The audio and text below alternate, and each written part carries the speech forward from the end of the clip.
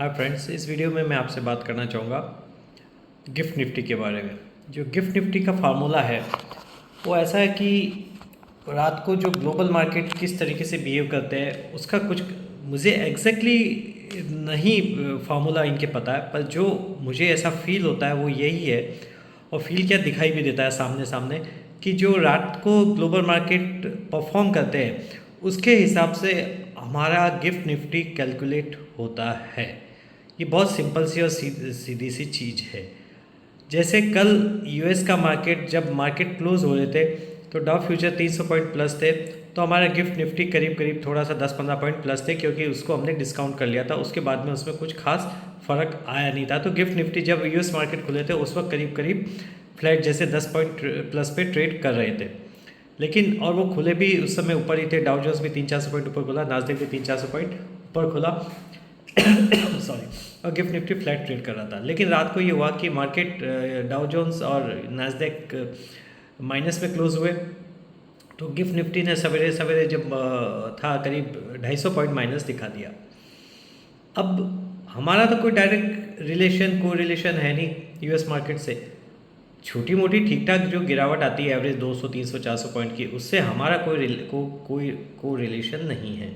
हाँ, ये बात है कि कोई बहुत बड़ा फॉल अमेरिका में आ जाता है जिसकी कोई वजह होती है, इकोनॉमिक कंडीशंस होती है, तो हम उससे इफ़ेक्ट होते हैं और हमारा मार्केट माइनस खुलता है, और खुलना चाहिए, वहाँ तक तो कोई तकलीफ नहीं है। लेकिन अमेरिका में 300 पॉइंट माइनस हो गया तो हमारे यहाँ 200 पॉइंट माइनस हो गया, अमेरिका में 300 पॉइंट प्लस हो गया, हमारे यहाँ 200 पॉइंट प्लस हो गया।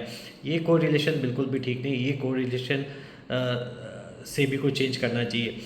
एक्चुअल में मैंने सवेरे भी जब मॉर्निंग रिव्यू का वीडियो बनाया था उसमें ये बात की थी, और अभी मैं वापस थोड़ा सा इसको डिटेल में इसलिए बोलना चाहता हूँ कि देखिए, बहुत सारे स्टॉक्स ऐसे हैं जो यूएस में लिस्टेड है, जैसे इन्फोसिस है, विप्रो है, और भी बहुत सारे स्टॉक्स हैं।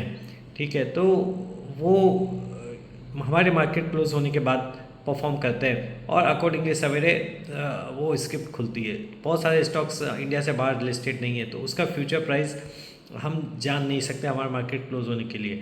लेकिन कोई तो भी एक ऐसा फार्मूला बनाना चाहिए कि कल रिलायंस क्या खुलेगा, ये ट्रेड होना चाहिए 3:30 बजे के बाद, या ट्रेड नहीं भी हो तो एटलीस्ट वो कोई ना कोई उसका प्राइस ज़रूर आना चाहिए, ताकि जैसे निफ्टी 50 के जो 50 स्टॉक्स है उसको 3:30 बजे बाद भी एक्टिव होना चाहिए। और वो सपोज रिलायंस अगर आज 2900 क्लोज हुआ, सुबह मार्केट खुलने के पहले वो 2950 फ्यूचर दिखा रहा है, तो उसके हिसाब से गिफ्ट निफ्टी का फार्मूला निकलना चाहिए और गिफ्ट निफ्टी उस तरह से दिखाए। इससे क्या होगा कि मार्केट खुलने के पहले हमें ये पता होगा कि एक्चुअल में गिफ्ट निफ्टी क्या खुलता है। आज मार्केट गिफ्ट निफ्टी करीब जब मार्केट खुला है उसके पहले 150 पॉइंट माइनस दिखा रहा था, और मैंने तब भी आपको बोला था कि मैं इससे कन्विंस नहीं हूँ, ये इस तरह से गिफ्ट निफ्टी ने। लेकिन जब वो 150 पॉइंट माइनस और 150 पॉइंट आप माइनस नहीं खुलते तो उस ऐसी गिफ्ट निफ्टी का कोई मतलब ही नहीं, क्योंकि वो आपको गलत गाइड करता है, और इस तरह का गाइडेंस से हम लोग मिसगाइड होते हैं और बिना मतलब का एक डर का माहौल पैदा होता है। क्योंकि जनरली क्या होता है कि जब प्लस होता है तब तो चलो कोई बात नहीं, लेकिन जब बहुत बड़ा माइनस आता है तो इस तरह से एक डर का माहौल पैदा होता है, और वो किसी के लिए भी ठीक नहीं है। उसके अंदर हम लोग हड़बड़ाहट में जल्दी लॉस बुक करने की कोशिश करते हैं, और लॉस बुक करते भी रिटेल इन्वेस्टर को इससे नुकसान होता है। सेबी बोलती है इस चीज़ से नुकसान हो रहा है, उस चीज़ से नुकसान हो रहा है, लेकिन ये जो गलत चीज़ें चल रही है ये बिल्कुल डेफिनेटली गलत है। गिफ्ट निफ्टी का फार्मूला जो कोरिलेशन है ये ठीक नहीं है, इसको ठीक करना चाहिए। अगर आप लोगों का इसमें कोई कमेंट है, कोई राय है, तो मुझे बताइए और कमेंट भेजिए।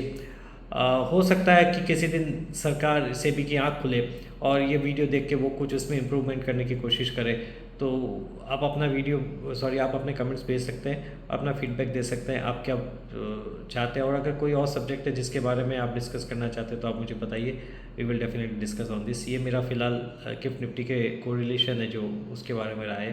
Thank you so much, take care, bye.